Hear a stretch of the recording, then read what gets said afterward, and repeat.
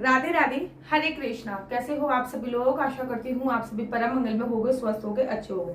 सबसे पहले आप सभी को राधे राधे। आज का वीडियो है, आज का टॉपिक है कि गर्मियों में बाल गोपाल लड्डू गोपाल की सेवा कैसे करें।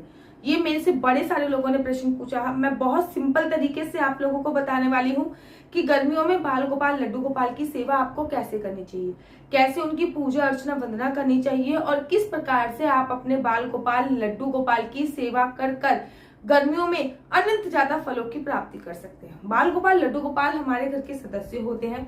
उनकी सेवा हमेशा बालक रूप में होती है। चाहे आपसे उनका रिश्ता कोई भी हो, चाहे आपने उनके साथ पिता का रिश्ता बना रखा हो, दोस्त का रिश्ता बना रखा हो, भाई का रिश्ता बना रखा हो, बालक का रिश्ता बना रखा हो, पुत्र का रिश्ता बना रखा हो, लेकिन जो उनकी सेवा होगी वो हमेशा बालक के रूप में ही होगी। सबसे पहले बात कर लेते हैं सुबह सुबह उठाने की। तो सबसे पहले आपको खुद उठना होता है, फिर स्नान करना होता है, उसके बाद लड्डू गोपाल को उठाना होता है। ठीक है, इसी प्रकार से आपको खुद उठ के सबसे पहले स्नान करना होता है, फिर अपने बाल गोपाल लड्डू गोपाल को उठाना होता है। जब आप अपने बाल गोपाल लड्डू गोपाल को उठा रहे हैं ना, तो उठाने से पहले उनको आचमन अवश्य कराइए। सबसे पहले उठा दीजिए, फिर उठा के उनको आचमन कराइए। आचमन की विधि आप लोगों को पता है या नहीं? अगर आचमन की विधि आप लोगों को पता नहीं है तो मुझे कमेंट्स कीजिए, मैं उस पर भी डिटेल में वीडियो बनाऊंगी। सबसे पहले लड्डू गोपाल को आपने आचमन कराया और फिर जैसे आपके घर पे होता है, अगर लड्डू गोपाल को नहलाने से पहले दूध का भोग लगाया जाता है तो आप नहलाने से पहले दूध का भोग लगाइए। अगर लड्डू गोपाल को नहलाने के बाद दूध का भोग लगाया जाता है तो नहलाने के बाद आपको दूध का भोग लगाना है। वो टोटली आप पे निर्भर करता है कि आप उनकी सेवा किस प्रकार से कर रहे हो। बेसिकली जब आप दूध का भोग लगाओ तो दूध गर्म नहीं होना चाहिए, दूध गुनगुना भी नहीं होना चाहिए। ठंडे दूध का भोग बाल गोपाल लड्डू गोपाल का लगाना है और उस दूध में ऐसी कुछ तासीर मिलानी है जिनकी तासीर ठंडी हो। जैसे कि आप उनमें रोबजा मिला सकते हो, आप उसमें चंदन का जो लिक्विड आता है, अर्थात कोई भी शेक, अर्थात दूध का शेक बना के बाल गोपाल लड्डू गोपाल को भोग लगाना है। होएगा दूध ही, लेकिन उस दूध का शेक बन जाएगा, तब आपको वो बाल गोपाल लड्डू गोपाल को भोग लगाना। उसके बाद जब भी आप लड्डू गोपाल को गर्मियों में स्नान कराते हो तो आपको इस बात का ध्यान रखना है कि उस स्नान के जल में गुलाब जल अवश्य और अवश्य मिलाइए, क्योंकि गुलाब जल की जो तासीरता होती है वो ठंडी होती है। कोई भी जल से आप स्नान कराओ, आप गंगा जल से स्नान करा रहे हो, यमुना जल के स्नान करा रहे हो, या फिर अगर आप पंचामृत से भी स्नान करा रहे हो, तब भी उसमें आप गुलाब जल अवश्य मिलाए। कोशिश कीजिए कि गर्मियों में आप जब भी बाल गोपाल लड्डू गोपाल को स्नान करें तो ज्यादा से ज्यादा उन्हें दही से स्नान कराएं, क्योंकि दही जो होता है वो भी ठंडकता प्रदान करने वाला ही होता है। तो अगर आप पानी से स्नान करा रहे हो तब भी उसमें गुलाब जल मिलाए, और अगर आप सिंपल ही स्नान करा रहे हो तब भी आप उनको गुलाब जल अवश्य और अवश्य मिलाए। गर्मियों में हमेशा बाल गोपाल लड्डू गोपाल को स्नान कराने के बाद कॉटन के जो तौलिया होती है उनसे लड्डू गोपाल को ड्राई करें, उनको लड्डू गोपाल को सुखाएं। उसके बाद बारी आती है उनकी मालिश की।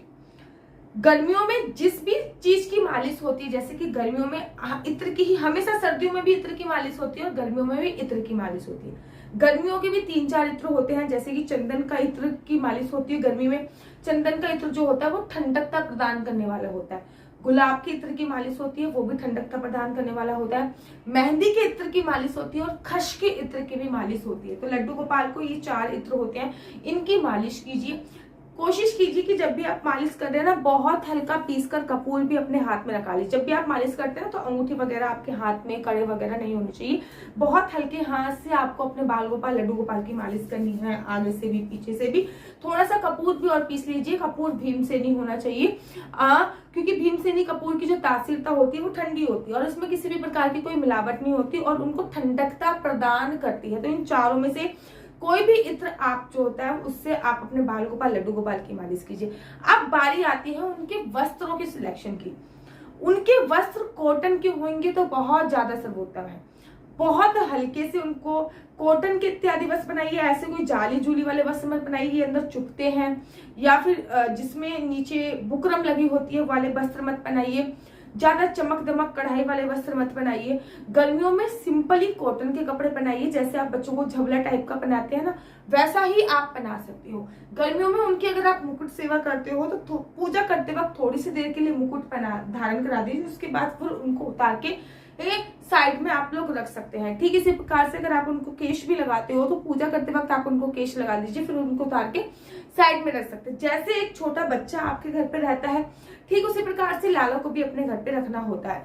कॉटन इत्यादि के वस्त्र बना के आप उनको ठंडी ठंडी तासीरता की चीज का भोग आपको लगाना होता है। जैसे कि कोई भी सीजनेबल फ्रूट, तरबूज में लोट्स ऑफ पानी होता है, खरबूजे में पानी होता है, पपीते में पानी होता है, खीरा होगी, ककड़ी हो गई, ये जो सब चीजें होती हैं ये सीजन की फूड होती है और इनकी तासीर भी ठंडी होती है। उनको आमरस का भोग लगाइए, ठीक है, उनको खीरा, ककड़ी, तरबूज, खरबूज ये सब का भोग अवश्य लगाइए। हाँ, खाने का भी भोग लगाइए, लेकिन ध्यान रखिए रोटी बिल्कुल हल्की गर्म हो, बिल्कुल हल्की, जिनकी मतलब हल्की सी ही गर्म हो, ज्यादा नहीं। रोटी बाजरे की, मक्के की नहीं होनी चाहिए। सिंपली गेहूं की रोटी बनाइए, क्योंकि इस समय गर्मी बहुत है, तो इस समय जो भी चीज आसानी से पच पाए, जैसा हमारा भाव होता है ना, वैसे ही आप लड्डू गोपाल को दीजिए। उसके बाद लड्डू गोपाल को पानी भी कम से कम 3 से 4 बार दीजिए। एक काम कर लीजिए, जो एक मिट्टी का घड़ा होता है, आप अपने लिए बड़े घड़े का उपयोग करते हो, ठीक इसी प्रकार से लड्डू गोपाल के लिए छोटा, इतना छोटा सा एक मिट्टी का घड़ा लेके आ जाइए। वो भरकर लड्डू गोपाल के पास पानी रख दीजिए। वो पानी भी आपको दिन में 2-3 बार चेंज करना है, या फिर आपने छोटा सा कोई मटका मुटका ला रखा होगा तो वो भी आपको दिन में 2-3 बार अवश्य और अवश्य बदलना होता है। इस बात का ध्यान रखिए, क्योंकि मिट्टी के जो घड़े होते हैं उसमें अगर आप पानी भर के रखोगे ना, तो होता क्या है कि मिट्टी के घड़े में आपने पानी भर के रखा तो उसकी वो ठंडकता प्रदान करता है, तो आपके लड्डू गोपाल को हमेशा ठंडकता मिलती रहेगी। इस बात का आपको ध्यान रखना है, मतलब घड़े का जो पानी है वो ठंडा ठंडा रहेगा। अगर आप गिलास में पानी रख रहे हो या फिर स्टील के जग में रख रहे हो या चांदी के उसमें रख रहे हो, तो उसको 2-3 बार आप बदलिए। इस बात का ध्यान रखिए। लड्डू गोपाल को शाम के समय भी अगर गर्मी बहुत ज्यादा है तो आप स्नान करा सकते हो, वो आपके ऊपर निर्भर करता है, या फिर पूरे शरीर को पोंछ सकते हो। और वो आप लड्डू गोपाल को इस टाइम चंदन जरूर लगाइए। वैसे तो लड्डू गोपाल को 12 महीने चंदन लगाया जाता है, लेकिन इस समय जो चंदन लगाया जाता है गर्मियों में, उसमें थोड़ा सा गुलाब जल डाल के लड्डू गोपाल के पूरे यहाँ पे चंदन लगाया जाता है। इस महीने जो चंदन लगाया जाता है उसकी खासियत ये होती है कि इस महीने जो चंदन लगाया जाता है वो गुलाब जल डाल के और कपूर मिक्स करके लगाया जाता है, क्योंकि ज्यादा से ज्यादा ठंडक मिले। इस समय पर लड्डू गोपाल के मस्तक पर चंदन लगा के जरूर रखिए। इस समय पर ना उनको बहुत कम गहने पहनाइए, ये नहीं कि आपने पूरा गहनों से लाद दिया। माना कि वो परमपिता परमात्मा है, लेकिन कहीं ना कहीं आप उनकी जो सेवा कर रहे हो वो एक बालक के रूप में कर रहे हो। जैसे आप अपने बालक के मन में जाओगे, आपको कोई बहुत सारा सोना चांदी पहना के बैठा दे इतनी गर्मी में, फिर आपको कैसे लगेगा। उनके समक्ष कोई ना कोई कूलर, छोटा सा कूलर आता है, वो उनके समक्ष रखिए, या फिर जिस कमरे में आपका एसी है उस कमरे में लाके उनको रखिए, ठीक है, या पंखा हमेशा चला के रखिए। इस बात का ध्यान रखना है। रात को सुलाते वक्त भी आपको ये सावधानियां बरतनी है कि सबसे पहले तो रात को उनको एकदम या तो लंगोट में सुलाइए, मैं तो हमेशा पहनाती हूँ, या तो मैं कच्छे में सुलाती हूँ उनको या लंगोट में सुलाती हूँ। पूरे शरीर के वस्त्र इत्यादि उतार के तुलसी माला बना के रखती हूँ, केवल लंगोट में ही मैं सुलाती हूँ। रात को सुलाने से पहले भी सबसे पहले तो उनकी जो मालिश है वो ठंडे वाले इत्र से कीजिए। खस का इत्र हो गया, मेहंदी का इत्र हो गया, ठीक है ना, गुलाब का इत्र हो गया, चंदन का इत्र हो गया, इनमें से किसी इत्र से, ठंडे वाले इत्र से मालिश कीजिए। जो गद्दे गर्माहट उत्पन्न करते हैं उन गद्दों में मैं उनको नहीं सुलाती हूँ। वैसे गद्दों का चयन करती हूँ जिसमें गर्माहट उत्पन्न ना हो, अर्थात कॉटन की चादर बिछाकर मैं उस पर सुलाने की बेसिकली कोशिश करती हूँ। लकड़ी का गद्दा हो या फिर ऐसा हो जिसमें गर्माहट उत्पन्न ना हो, ऐसे गद्दों पे बाल गोपाल, लड्डू गोपाल को सुलाइए।